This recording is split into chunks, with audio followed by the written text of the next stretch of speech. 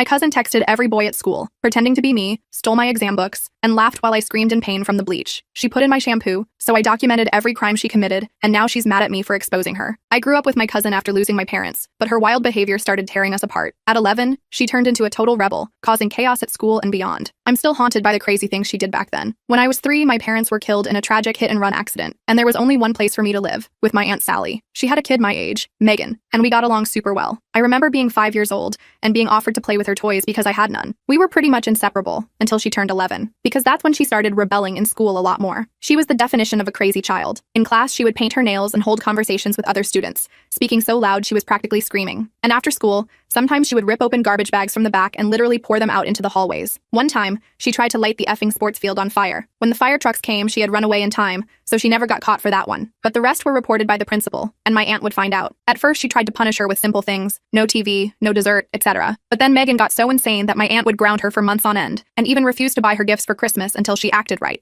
Meanwhile, I was a star pupil. Teachers loved me like I was their own, and my aunt rewarded me for it. This caused a drift between me and Meg, but I just wanted my best friend back. I remember trying everything to set her on the right path. I'd help her with homework, try to convince her that getting on the teacher's good side is worth it, and even share my dessert with her when Aunt Sally wasn't looking. But none of it worked. And instead of taking any sort of accountability, she started blaming me. And that's the lore for how Megan's reign of terror began. When we were both 13, she stole my phone and texted every boy in my class that I was obsessed and in love with them, and asked to kiss after school. I only found out after all of them had replied with no's, and none of them believed that it wasn't me. I tried to talk to Megan about why she did that, and she promised to never do it again. But it wasn't even a full 72 hours before she broke that promise. The week of a big history test, she took all my history books and threw them out. When I told Aunt Sally that I lost them, Megan told her I was lying, that I had thrown them out because I wanted a good excuse for why I would fail. Luckily, Aunt Sally didn't believe her at all, and she bought me new ones. But that was still my breaking point. So then came a villain arc of my own. I told Meg to sit beside me, and she could cheat off of my test. As soon as she was done copying me, she handed it in. And that's when I erased my entire sheet. You see, I had purposely put in all the wrong answers. Lol. I didn't think it mattered that much because Megan would have failed anyway, but she didn't see it that way. At first, I tried to make it up to her. I'd tell the teachers to mark her grades easier because she was going through something. They actually listened. And when that didn't work, I literally started doing all of her homework for her. But she was hell-bent on hating me and continued her little antics. I could have stooped down to her, but I chose not to. And instead, I simply acted like she didn't exist. Surprisingly, this made life a heck of a lot easier for me. I started excelling in every subject and was on track to becoming valedictorian. But that's when Megan made a comeback of sorts. But not in a good way. It was the day before our graduation, and I was simply taking a shower. As I put on my shampoo, I started screaming for help. My hands felt like they were sizzling, and I could feel my scalp practically melting. Luckily, my aunt was home, and she managed to clothe me enough to get me to the hospital. The entire drive there, I was shaking and crying uncontrollably. I could feel my blood pumping in every part of my body. Luckily, the nurses managed to get most of it out of my hair in time, but I was still left with the diagnosis of first-degree burns. Turns out someone had put bleach into